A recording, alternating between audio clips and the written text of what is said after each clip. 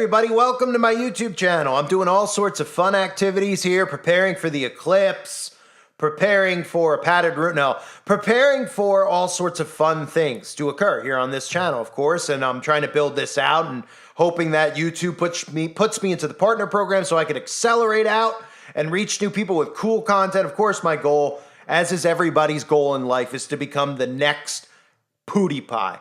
Although I guess PewDiePie isn't really around much anymore from what I hear. I mean, what I see, because I'm a huge fan. The next Mr. Beast, not to be confused with the Mark, of course. And today I want to do a board game walkthrough. You guys like board games? Cool. Because this channel is all about fun and games. So I found this weird game. It was called Pandemic? Or Pan? Like Pan, Peter Pan, or Pan. You know what I mean? The Pied Piper. That's what it's called. And I was like, whoa, that's really cool that there's a board game called that. Because like we went through a lot of crazy stuff in the last couple of years. So we could all look back on it and laugh now, right? Because it's all over with. It's not like it's going to happen again. Wink, wink, right? So someone made a board game all coincidentally. And of course, I think the game came out before everything that happened came out. But that's not something to be suspicious of at all. So I want to do a walkthrough to tell you how the game is played. So here's a picture, of course, of the game itself. You can see this board game. It almost looks like they're playing a game of Risk, just it's a different game, right? And they're moving things around like chess pieces. You can see the effect on all the countries and everything. And then there's like cards on the bottom, you know, which is cool because I remember a board game that had cards, or it was more of a card game. It's called like the Luminoto card game. And then all those cards, those things actually came to fruition that happened in them, which is crazy, which is, of course, all coincidental. So anyway, let's take a look at how this game works, because I know you guys want to run to Walmart and go pick up a version of it, even though we're living a real-life version of it. Okay, so it's a cooperative game, because, of course, it's all about cooperating, right? When something like this happens in real life, we all need to fully cooperate, okay? And if you don't cooperate, well, you're going to be put in a little bit of a camp that ends with the word EMA, right? So the game is about cooperation. It's a cooperative game where players are trying to discover the cure to 4 diseases ravaging throughout the world. The game begins by dealing players cards out of a player's deck, then seeding the deck with what they call, I don't like to use this word, but I'll use it, epidemic cards, which serve to make things suddenly very bad in a random location and to increase the pressure on the players. That sounds very interesting, you know? Very interesting. Make things suddenly very bad at random or in random locations. Okay, so in Pandemic, the board game, you and your friends will take actions to move around the world. Treat diseases. Well, of course, that's good because there's only one way to treat a disease, so hopefully it has the real science in the game too. Okay, and I think it has something to do with oxide, and then like, do you know graphite in your pencil? You kind of like melt that down. You mix it up, a little old 666 oxide, you know? Anyway, I'm just being silly. All right, so anyway, you move around the world to treat diseases, which removes 1 disease cube from the location your player pawn is in. And of course, it's so convenient that it's a player pawn, you know? Might as well call it person pawn, right? And then little cubes, no relation whatsoever to Saturn's cube either. Okay, it's a disease cube.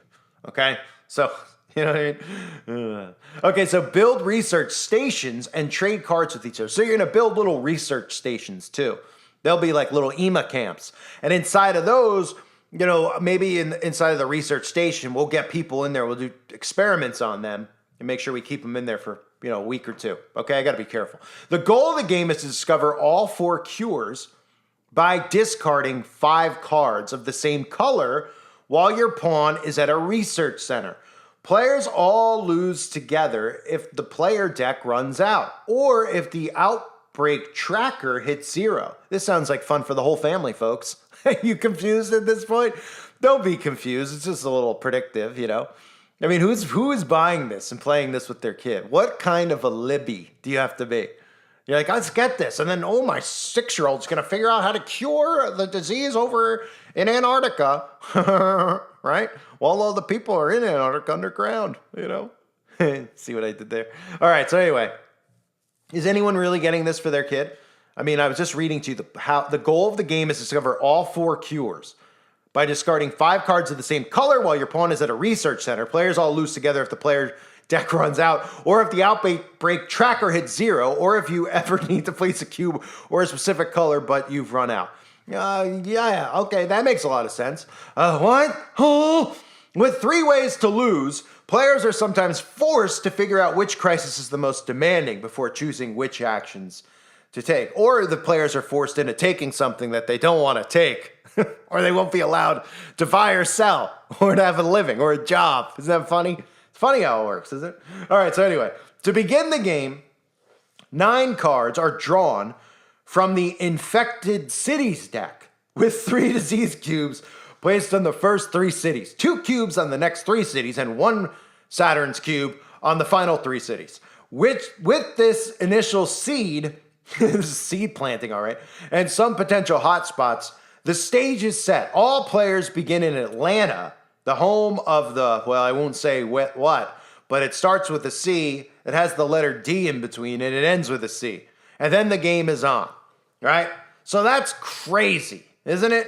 That's crazy. So this person gave a review, who I'm reading their breakthrough, their absolutely life-altering breakthrough of the game. It's about a 25-paragraph explanation of the review. That was just a walkthrough of the directions.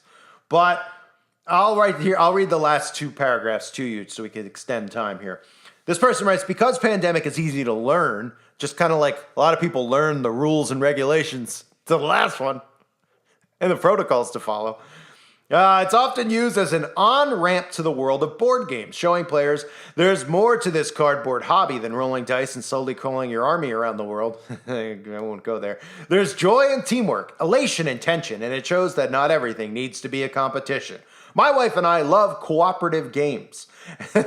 that love started with Pandemic. Since then, we've moved on to other great cooperative games, like Burgle Bros and Now Boarding, both designed by Tim Fowers.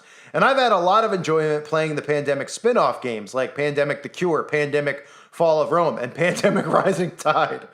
This guy's got a lot of free time, by the way. I mean, him and his wife have their role play. They've moved on. This role playing, yeah. They've moved on to greater cooperative games. These people are really cooperating. I'm sure they cooperated in the real life game too. What do you guys think? Do you think they cooperated? You think they play the game at home and they wear a diaper on their face? I think they do. I could tell that they do. I just wonder what it's like to have that kind of free time. And to waste that kind of money, right? To buy 4 versions of this game. Okay, who am I to judge, right? I don't know. So it says, if you haven't played the game or any other cooperative games, I cannot suggest it enough. If you play it enough and start to feel tired on what the base box is offering, there's 3 expansions that drastically change up how the game is played, including many more character roles, a 5th disease, whoa! Is that Disease X? And mutations that make each of the diseases act in different ways. Well, of course there's mutations, but the reality is many of the mutations as there are, it's really the person who's playing the game who's got the mutation. If you're playing the game and cooperating with the rules of the game, okay, you're actually the one who's mutating. Okay, I won't go any further than that. So the person who bought the game, do we have to even take a guess about the person who bought the game? I bet if you drove by their house, they probably have one of those flags, with a big blue stripe and a big yellow stripe, even though they live in America. They got one outside their home. They don't know what they're doing. They don't have a clue as to why they even have it there. Probably have one on their mailbox too, right? Probably walk around with those red glasses, the reading glasses, spiky short hair for the lady, right? The guy's real thin and scrawny and, dressed a certain way, talks a certain way, So that's the person who probably has this game at their house and thinks it's good fun. And they don't even realize they're being conditioned into making sure they cooperate because it's a cooperative game. So I probably took a risk here doing this one, especially going from the Merman video. I know it's hard to sit through them, so I tried to do a little something else to get people to, but I also it's hard for me sometimes to do Merman type videos. This one at least I could have a little bit of a laugh, But it's a great board game. And again, we got to get those keywords in the video too. So maybe what I'll do here while I'm talking, 25 board games. I'm going to read board games off for the hour. This is all about board games. And this is all about algorithms. So let's do some board games with me. Ready, everybody? Board games Monopoly, Connect Four, Trouble, Chess, Sorry, Hungry Hippo, Tiddlywinks, Yahtzee, Wheels on the Bus, Clue. I'm running out of screenshots here. Anybody else got a few to throw in the bottom? Tiddlywinks, right? Rummy Cube, Candyland, Scrabble, Guess Who. Anybody want to play any of these games with me? Checkers, Chinese checkers. All right, I think that's enough, right? I think we read enough. But obviously, above all those games, the game I just mentioned is totally the game to get and play. So play with your kids, play with your friends, play with your mom, play with your dad. Play it on your wedding night. You know, why not? Condition yourself further. Thanks, everybody, for being here on my cool game review of a board game that's not suspicious at all. Thanks again, everybody. Bye.